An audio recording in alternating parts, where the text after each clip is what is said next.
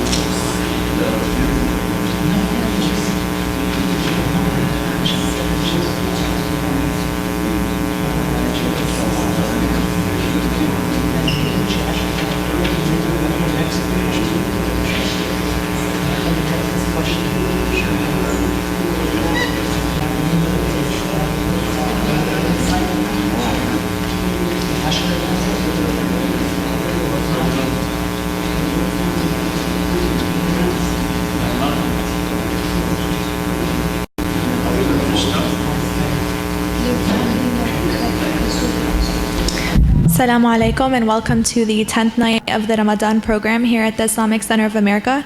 First, we'd like to begin with the recitation of the Holy Quran by Hajj Ali Rida and Alex Hamdan after a loud salawat.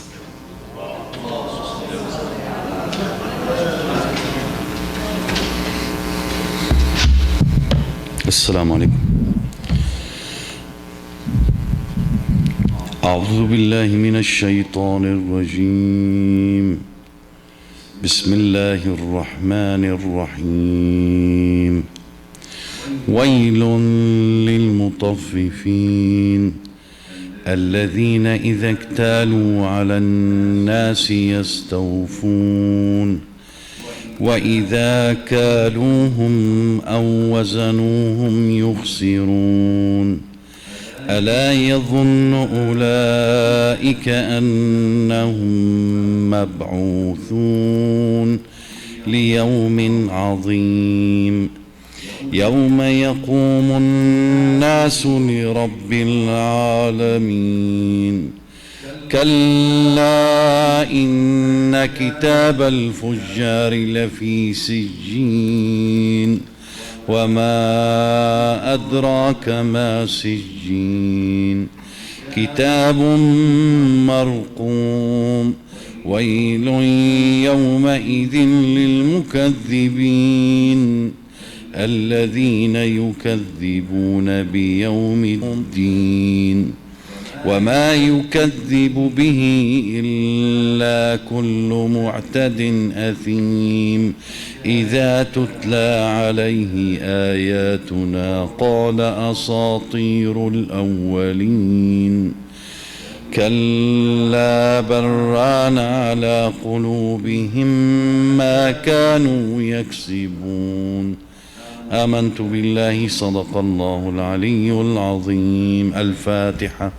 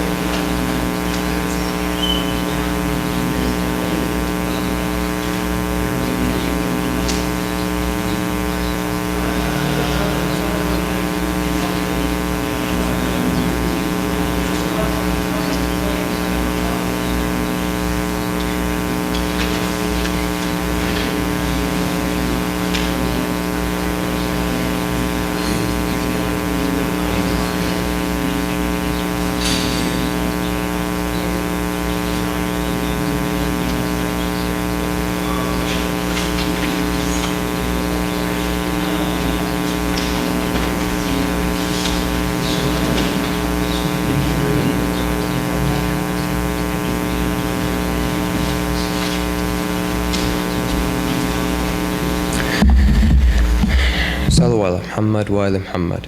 اللهم صل على محمد. In the name of Allah, the most gracious, the most merciful. Misery to those who deal in fraud, those who demand full measure when they have to receive by measure from men.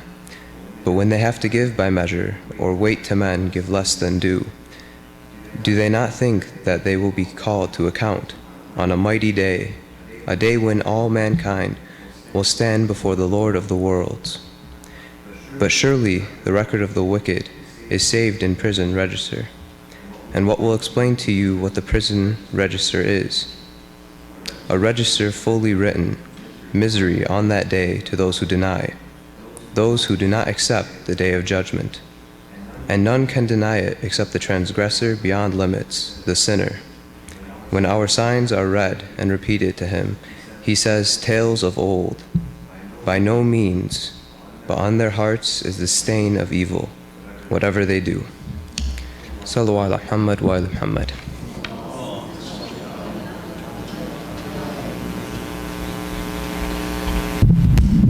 Thank you, brothers, for that beautiful recitation of the Holy Quran. I'd like to introduce the speaker of the night, Sheikh Ibrahim Kazaroni, after a loud salawat.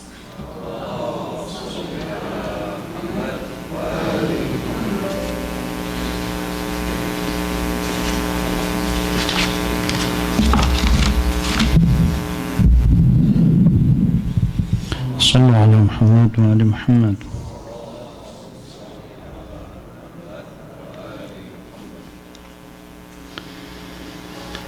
بسم الله الرحمن الرحيم.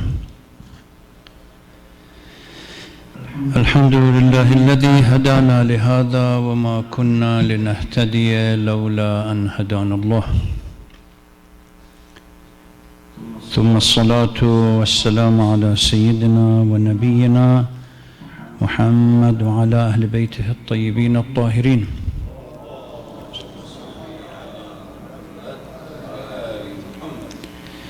We praise Allah subhanahu wa ta'ala for all the guidance that we receive as without his guidance we would be lost.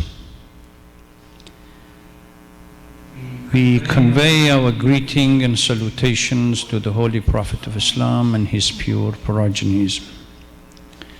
Sisters and brothers, Assalamu alaikum wa rahmatullahi wa barakatuh. قال الله العظيم في محكم كتابه أعوذ بالله من الشيطان اللعين الرجيم بسم الله الرحمن الرحيم وقال ربكم ادعوني أستجب لكم إن الذين يستكبرون عن عبادتي سيدخلون جهنم داخرين. And your Lord says, call upon me, I will answer you.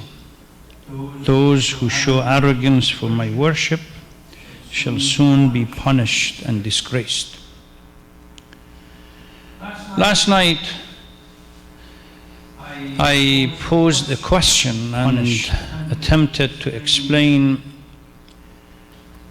something that all faiths try to address. How and what causes people to commit sin in any shape or form. From an Islamic point of view, there is a direct relation in its own worldview, direct relation between forgetfulness and sinfulness. They go together. Once we forget Allah subhanahu wa ta'ala and our relationship to Allah, once we forget, as the verse recited earlier clearly indicated, that there is on the day of judgment accountability, we will be asked to stand up and be accountable for our deed, then somehow we drift into sinfulness. We also discussed the fact that from an Islamic point of view, there is a direct relationship between here and the hereafter. Not here is, from Islamic worldview, is supposed to be a mean for the hereafter rather than a goal. And somehow imbalance happens when we forget that the goal is hereafter, not this one. We are supposed to use this for the hereafter. And we tend to settle for the glamour of the world as the goal rather than the mean. And also I pointed out that forgetfulness and sinfulness have direct consequences on not just the hereafter, on this world as well. Those who indulge in sin and disobedience of Allah, life becomes difficult, stability disappears, etc., etc. These are issues that we discussed last night. At the end of the program, the brother quite correctly pointed out that none of us are infallible and we have shortcomings. So what chance do we have? How do we go about correcting it? What I pointed out to the brother last night, that there are ways. I mean, we either have to claim that because once we have these bad habits, we cannot correct them. This Islam rejects. There are ways of dealing with this in which bad habits to be addressed. Dua and supplication, petition to Allah subhanahu wa ta'ala, asking for forgiveness, these are at least one of the issues. The verse that I recited earlier clearly states, Allah assures us that وَقَالَ رَبُّكُمْ أَدْعُونِي أَسْتَجِبْ لَكُمْ. The assurance is that He will not, or Allah is not going to turn away any prayer, any supplication, or any petition that we submit to Allah subhanahu wa ta'ala. But then there is a question, a nagging question comes in. If that's the case, why is it that most of our prayers are not answered? Either we are not praying properly, so that means the protocol of prayer must be clearly defined, or if the ayah, there is something wrong with our understanding of the verse that says it's a blanket assurance that ad'uni astajib lakum, you ask and I will respond. Before I explain this tonight a little bit, today is the 10th of Ramadan, the anniversary of the death of al-Mu'mineen Khadijah al-Kubra. Unfortunately, Salamullah alayha, unfortunately, a woman that played such a vital role in the history of Islam, particularly early history of Islam, has been left out of literature beyond some basic anecdotal issues about her life. That's it. The critical role that this woman played at the early history of Islam, in which the Holy Prophet ﷺ says, if it wasn't for the support that I received during Mecca of Abu Talib and Khadija, Islam would have been taking a different shape. The first woman that accepted the faith.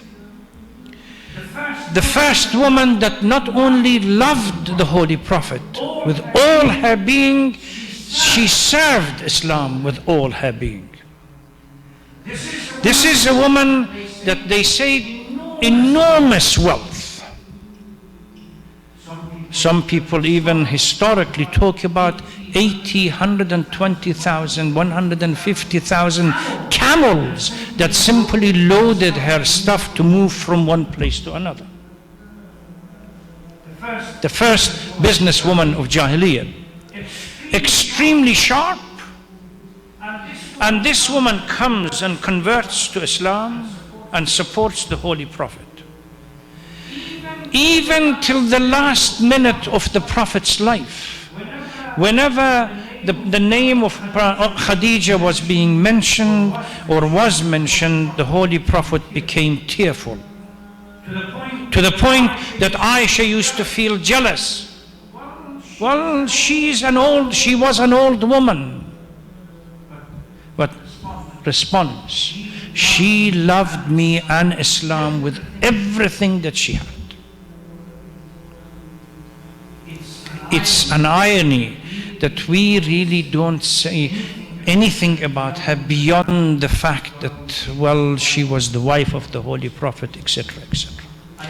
I intend to use her life as a topic, particularly what we should learn from her, the sisters and brothers, what we should learn from her tomorrow night, inshallah, where I will expand on this. And for those whom the material life is so mesmerizing and blinding, there is a huge amount in al-Mu'mineen Khadija's life that we can imitate and we can learn. Let's go back to the dua that I mentioned earlier. There is no doubt, if you read and particularly travel around the world, you will come across a phenomenon. Every nation on earth has this concept, that to organize some kind of a way, a communication with the mystery that exists in this world, call it whatever you want. The monotheistic faith, the Abrahamic faith might call it God. But others may define it in a different way. That mystery that literally is hidden within the whole world is searched, and people want to establish some kind of a link with it. There is no doubt of that this desire exists, because according to Islam, Carl Jung, the Swiss psychoanalyst, talks about this in one of his books regarding relationship between man and God. He states that humans are geared from nature, naturally geared towards this metaphysical reality that exists. This is what Islam calls fitra. كل مولود يولد على الفطرة. So where we differ with the other nation is not in the essence of the act itself, but on three major issues. How do we pray? To whom do we pray? And what is the correct protocol of prayer? Otherwise, the essence is the same thing. The best way we can understand, to be able to respond to the early question that if the claim in the verse, which is Furqan, is correct, قَالَ رَبُّكُمْ أَدْعُونِي أَسْتَجِبْ لَكُمْ, then how do we find an answer in responding to the question that most of our prayers are not answered? Where do we go wrong? If we present this as a theme to the Quran, and then we search within the Quran, and this is, by the way, a new approach to the tafsir and interpretation and exegesis of Quran, rather than start from the beginning of Surah Al-Hamd and go to the end of Surah Al-Nas, we develop new themes, the thematic approach to the interpretation of Quran, and present it to the whole Quran. And there are two advantages to this approach. Number one, the totality of the book speaks to the theme. And number two, it removes the power, the agency from an individual to take one piece of a verse and interpret it as if this is what Quran and what Islam says.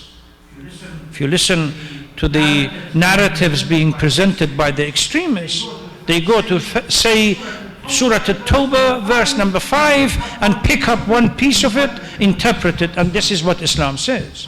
Islam doesn't say that. Present the theme to Quran, let the Quran speak to it.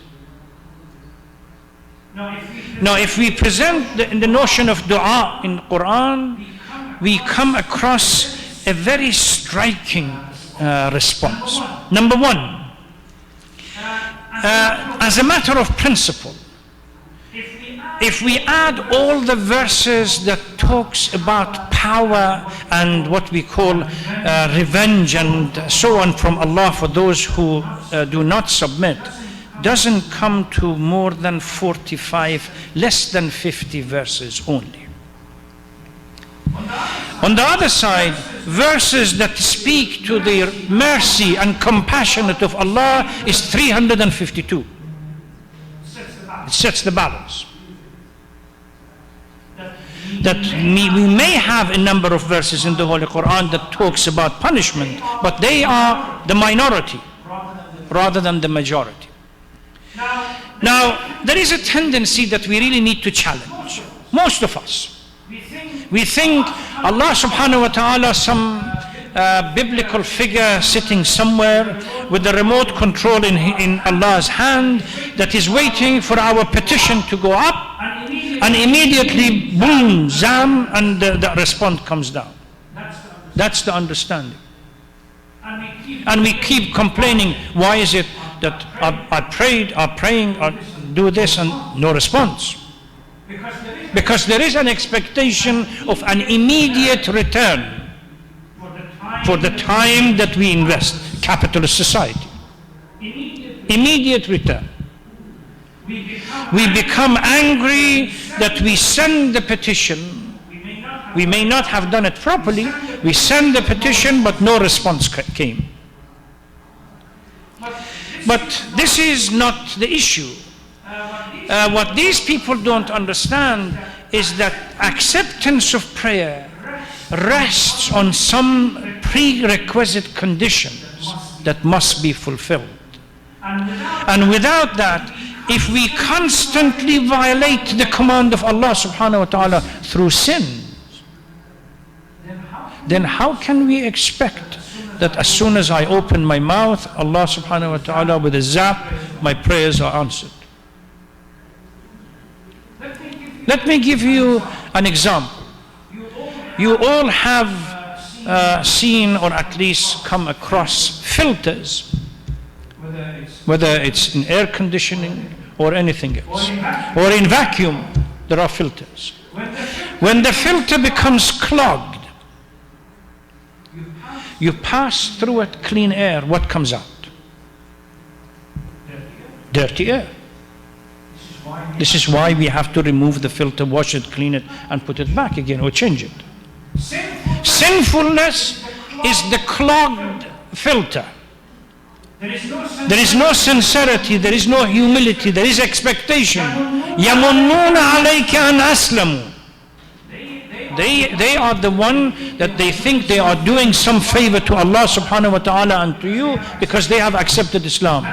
That kind of expectation doesn't go hand in hand with the prayer, with the humility that we want in the prayer. If we are sinful, we violate the command of Allah on a regular basis. What value does it have? It makes our petition unworthy. It becomes a contradiction. Should Allah look at our deed, or should Allah look at our words of petition that we send up? Which one? There is a verse in the Holy Quran that clearly states this. It says there are those that pray, but this prayer is only when there is a problem. As soon as the problem over, they go back to their old lifestyle. So Allah is being treated like a spare tire in a car when we have puncture. Because no other thing it can explain it. We have no contact with Allah subhanahu wa ta'ala at all. It's only when there is a crisis, oh Lord, help us.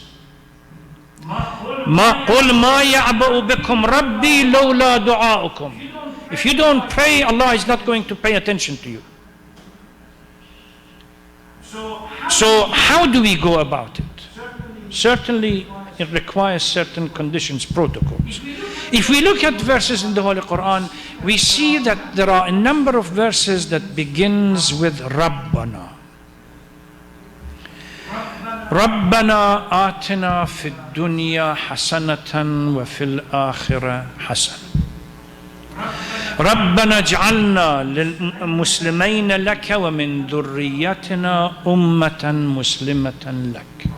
Prophet Ibrahim, at the moment that he's left his family over there, his baby says, oh Lord, make us, do two of them, make us people who submit to you. ربنا لا تزغ قلوبنا بعد إذ هديتنا. Once you have guided us, don't let our heart to go back and be hardened again. وهب لنا من لدنك رحمة إنك أنت الوهاب. ربنا اغفر لي ولوالدي ولمن دخل بيتي مؤمنا. ربنا اغفر لي ولوالدي وللمؤمنين يوم يقوم الحساب. So all these verses that we have here clearly is trying to set parameters and as well as a method for which we have to ask Allah subhanahu wa ta'ala. So here Amir al-Mu'mineen sallallahu alayhi wa sallam has a comment. He says, إِنَّ قَوْمًا عَبَدُوا اللَّهِ رَغْبَةً فَتِلْكَ عِبَادَةُ التُّجَّارِ. We will never turn to Allah unless we want something. وَقَوْمًا عَبَدُوا اللَّهِ رَهْبَةً فَتِلْكَ عِبَادَةُ الْعَبِيدِ. Those who out of fear go to Allah subhanahu wa ta'ala. This is slave mindset. And that one is a business deal. وَإِنَّ قَوْمًا عَبَدُوا اللَّهِ شُكْرًا, because they see Allah is worthy of being worshipped. فَهُوَ عِبَادَةُ الْأَحْرَارِ. And if you look in Khutbah Sha'baniyah, I constantly go back to it. I recited it 3 or 4 nights ago, that the Holy Prophet of Islam says, purify your heart. فَاسْأَلُوا اللَّهِ بِقُلُوبٍ طَيِّبَةٍ. Purify your heart and ask Allah, so that Allah would not allow and permit you to go back to the state or condition that you were before the month.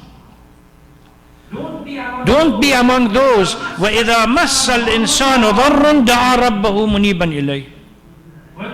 When there is a crisis, we immediately jump, we ask Allah subhanahu wa ta'ala for resolution. ثُمَّ إِذَا خَوَّلْنَاهُ نِعْمَةً. Once we gave it to him or her, نَسِيَ مَا كَانَ يَدْعُو. Forgets about what he was praying. This kind of worship is problematic. We need sincerity, and we don't have it. We need perseverance. We don't have it. When you go to Sahif al-Sajjadiyah, how Imam al-Sajjad prays, every prayer, beginning and end of it, there is a salawat. Allahumma salli ala Muhammad wa ali Muhammad, and then they go immediately the prayer, and then finishes it. And he was asked why. He said, we certainly know that Allah subhanahu wa ta'ala is going to bless the Holy Prophet and his family. So the first salawat is a dua which is accepted by definition. The last salawat is another dua which we know accepted by definition. Allah subhanahu wa ta'ala is not mean that will accept the beginning of the prayer and the end of the prayer and then forgets about the middle. Allahumma salli ala Muhammad. So it's a technique. It's a technique that our Imams are teaching us. Associate it with good deeds. In the same manner that sin holds the prayer, when you do good deed in association with the prayer, it elevates it. Why is it? There are a number of ahadith that says, when you want your prayer to be accepted, one of the places that you can pray is next to your parents, the elderly parents in the household. Go sit next to them, offer humility, and then either they will pray for you or you pray, they are sitting next to them. There are certain places that are considered to be sacred, and prayers are acceptable in it. There are certain times that we are encouraged to get up late at night and offer Salatul Layl. And before Salat al-Subh, that 5 or 10 minutes, when the eyes are shut, everyone is snoring, you get up and rise, then ask Allah subhanahu wa ta'ala for resolution of whatever you want. Purity of heart, purity of intent. Sometimes we have a hadith that says, let your tears flow. Nothing is going to happen. Broken heart, it might be necessary. Enjoy praying. Don't go there as if somebody is forcing you to do it. Ask as we approach the prayer, Salat al-Jama'ah, oh, let me finish this prayer very quickly and I'm coming out. That's not the style that we want to offer our prayers. Our Imams used to lose consciousness when they stood for prayer. Imam Zain al-Abidin is a classic example. Abu Hamza Thamali, as you read Dua Abu Hamza during the night or Sahar during the month of Ramadan, story narrates from him. He said, I saw Imam Sajjad unconscious in Masjid al-Haram, next to the house. For a moment I thought he's dead. So I came to him and lifted his head, put his head on my lap and began to cry. As my tears came down, fell on his face, he just moved. And he said, who is it that removed me from that condition of presence before Allah subhanahu wa ta'ala? I said, Yabna Rasulullah, grandson of the Holy Prophet, your father is this, your grandfather is this, your grandmother is this, and you're doing this to yourself. What chance do we have? And that's the question that the brother was asking. And Imam responds, forget about who are my parents. On the day of judgment is our action that speaks. How we offer prayer is how to speak. How sincere we are, that speaks. How the heart is broken, that speaks. What otherwise, what we call laqlaqatul lisan is just pay lip service to it. That's not going to bring anything. And then we expect return. That's the irony. Another condition, huquq nas. When we talked about tawbah, I mentioned this. There is a hadith that says, إني غير مستجيب لأحد منكم دعوة ولا أحد من خلقي قبله مظلمة. Allah subhanahu wa ta'ala says, I'm not going to respond and fulfill the prayer or the petition of someone that this person has violated somebody else's right and owes something to somebody else. Go and deal with it. And the concept of tawbah that Amir al-Mu'mineen sallallahu alaihi wasallam talked about, that we said 6 conditions, one of them was this: that if you owe someone to somebody else, go and clean it up. If you owe Allah subhanahu wa ta'ala some acts of worship that you were supposed to do, we never pray, never fast, we violate all the commands, and then just raising my head up, I expect immediate return. Our prayers don't go up above our noses.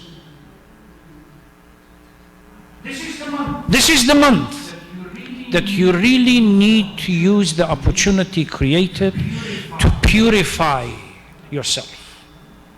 It's during these nights, as we stand awake and reciting Quran, as time goes on and the heaviness of excessive food settles down, and then we begin somehow to get some kind of sparks coming into our heart and our mind, this is the time we can ask. These are unique times. These opportunities should not be missed. Constantly remain connected. Let's ask Allah subhanahu wa ta'ala, O Lord, grant us the gift of obedience. Let us be sincere in our intention. Direct our tongue and speech to what you wish and desire, and righteousness in our life. Hasten the return of our living Imam, inshallah, and please recite Surah Al-Fatiha for those who have lost their lives wherever they are. Recently there was, by the way, yesterday was the first anniversary of Masjid Imam Ja'far al-Sadiq in Kuwait, that was attacked by some Wahhabi thugs. And a few days ago in southern Pakistan and border of Pakistan and Iran, a family of 7 elderly literally were slaughtered. And the youngest one was a girl of 7.5 or 8 years old. Something has gone wrong in the Muslim Ummah, that on day of Jummah, we do our ghusl, we purify ourselves, we wear white with the clear, and we carry a weapon with the clear intent to go and kill another Muslim for the sake of Allah. You really need to address this.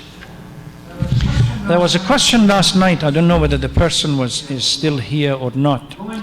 Going back to the psychological concept, are you allowed to break your fast for an important exam like a graduate exam, board, GRE or anything? Can you break your fast because it impairs one's ability to concentrate, or is it haram?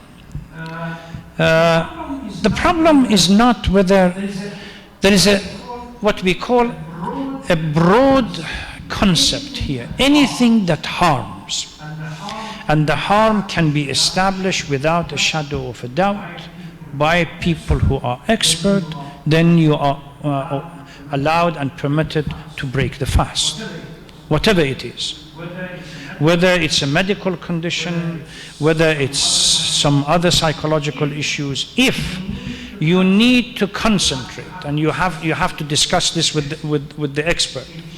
If you need to concentrate and you need water to be able to concentrate, particularly when you have 3 or 4 hours of exam, if you can tolerate it, there is a difference between discomfort and harm.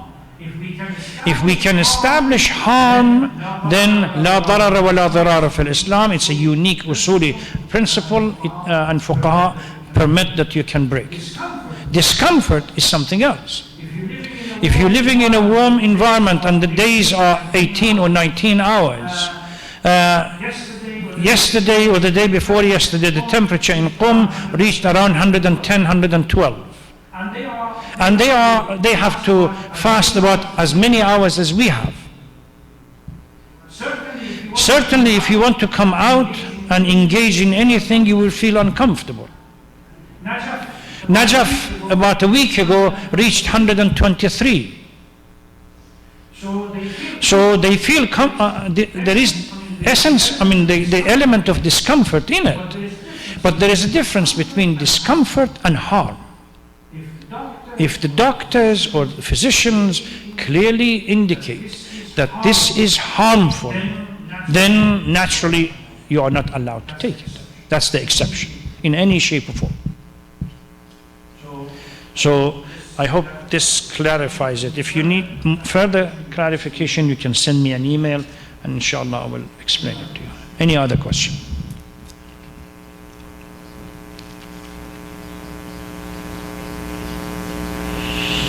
I get the smile, but I don't get the question from the sisters, which we have moved at least one step forward. It's somehow affecting the brothers as well. Now the brothers are feeling a bit bashful, and they don't want to say anything. Oh, there is one. Okay, there is hope. Thank you very much. And please help me out. When you write it, use your best handwriting. Don't use a doctor's handwriting that you need to send it to somebody.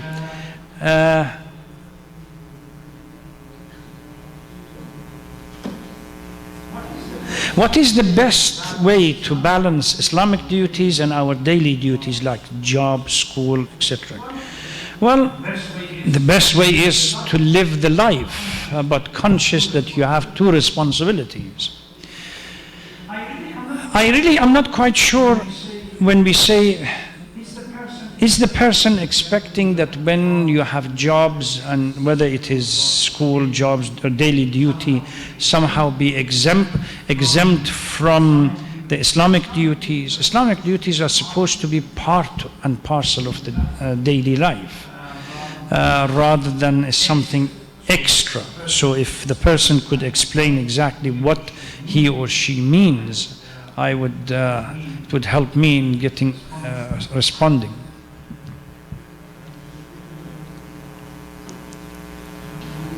Go ahead. Okay. If you're in a position in the hiring department. In the hiring department. Your job title is fire. Fire and hire. More like, let's focus on firing that employee. In human resource. Okay. How's that in an Islamic point of view? You're hurting someone's feeling by they're not, and then you're not. It's in an environment where this is your job. You have to do it. You have to fire that person because that is your job, your title. Is to fire the people. Well, firing should have some basis, criteria for when we want to fire someone. I mean, the job, either the company is shrinking and reducing the workforce, or because the qualification. Yeah, I'm just trying to establish first the parameters and then move into it. So there must be some kind of parameters for hiring and firing. I mean, you fire someone because the company is no longer in a position to be able to support, say, 15,000 workforce. Or you're firing them because their qualification is not up to scratch. You're firing them because they are not doing their jobs the way they expected to do. There is a reason for the firing. And this is normal in any business, that there are some people that would be employed and there are some people which will be fired or asked to leave the job. It doesn't mean that, for example, let's go back to the early history of Islam. Because we talked about Khadija, Khadija employed the Holy Prophet before his proclamation, because he was trustworthy, honest, etc., etc. But Khadija had a manager that had to fire to bring the Holy Prophet in as a new manager. I don't believe we should be tactful. I mean, we should compensate. The company has to compensate for the services that provide, but I don't believe there is anything in Islam. The ethic and morality, the ethical laws that we talk about certainly addresses the way we do it, not that the act itself is prohibited. It's an uncomfortable position to be in. We need to address it with humility, and at the same time compensate the individual for the work that they have done and the experience that they have with the workforce. But I have not come across anything in a hadith that talks about this issue, that it is prohibited to fire anyone. And plus, the choice is between if you don't, you have been put as a manager in this position, and that's part of your job description. It's uncomfortable, but it's been done. But as long as we are mindful that we do it tactfully, with respect, we don't somehow become disparaging regarding this issue and condescending, etc., etc. We follow the general rule. Anybody who is employed, they understand that one day they might be dealt with in this manner. So I haven't come across, but I will try to find out.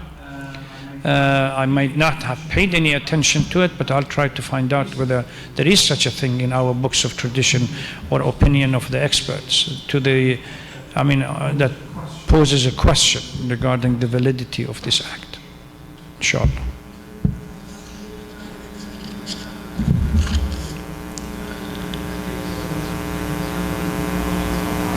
What are some good du'as for this month? Well, this is one of those months that literally there is not an instance in it that there is no dua. From the moment that you wake up, there are different du'as. Every day has its own dua.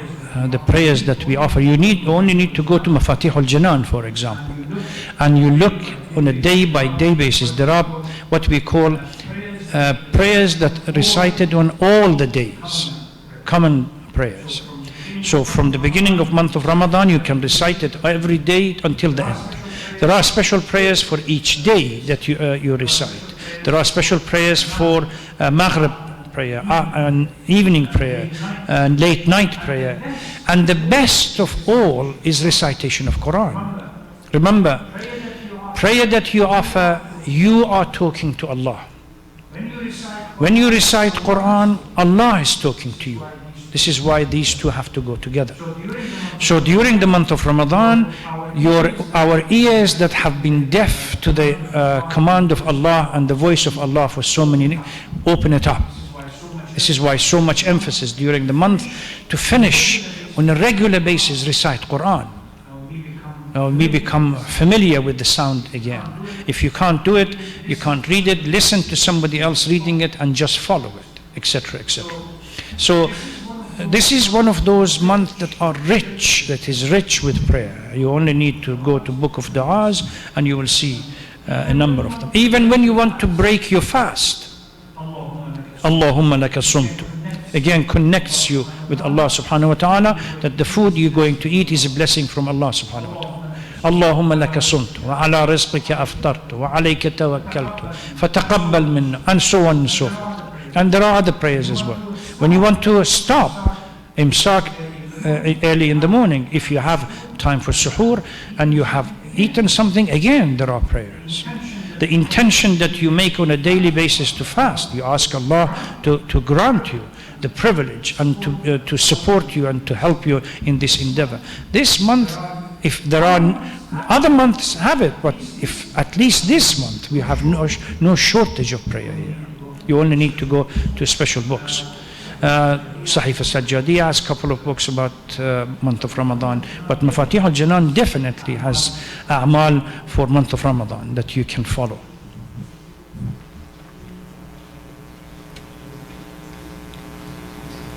Yes, Ham. During Ramadan, the doors of heaven are open. Is that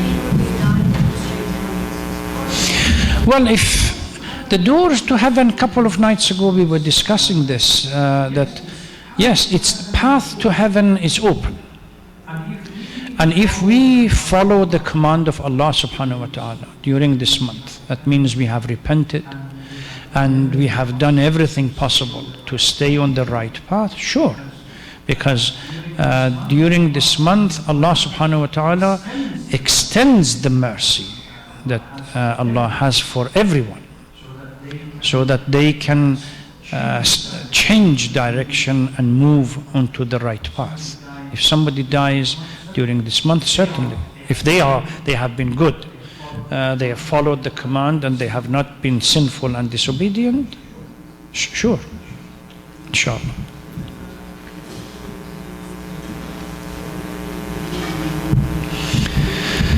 Okay.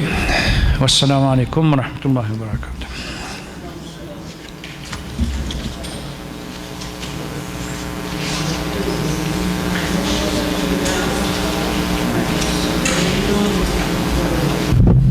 Thank you all for coming, and inshallah we'll see you tomorrow at the same time in the same place.